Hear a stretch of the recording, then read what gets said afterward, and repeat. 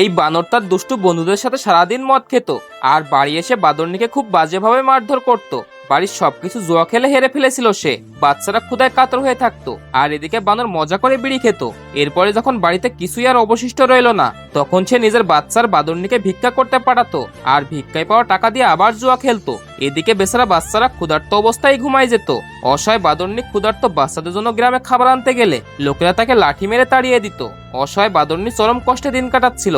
একদিন বাদরনি ভিক্ষায় কিছু না পেয়ে খালি হাতেই বাড়ি ফিরে। তখন বানর তাকে প্রচন্ড মারধর করে। বেচারি বাদরনি অজ্ঞান হয়ে পড়ে যায় আর সেখানেই মারা যায়। নির্দোষ বাচ্চারা মায়ের জন্য অনেক কাঁদে আর বাড়ি ছেড়ে পালিয়ে যায়। তারপর তারা মায়ের প্রতিশোধ নেওয়ার পরিকল্পনা করে আর একটি হোটেলে কাজ শুরু করে এবং কয়েকদিনের মধ্যে অনেকগুলো টাকা জমিয়ে ফেলে। তারপর তারা বন্দুক কিনে আবার সেই জায়গায় আসে যেখানে তাদের মাকে মারা হয়েছিল। এদিকে বানর প্রত্যেক দিনের মতো জুয়া খেলে বাড়ি ফিরছিল। এই সুযোগে বাচ্চারা বানরকে গুলি করে হত্যা করে আর মায়ের হত্যার প্রতিশোধ নেয়। কিন্তু তবুও আপনারা এই নির্দোষ বাচ্চাদের লাইক আর সাবস্ক্রাইব করেননি।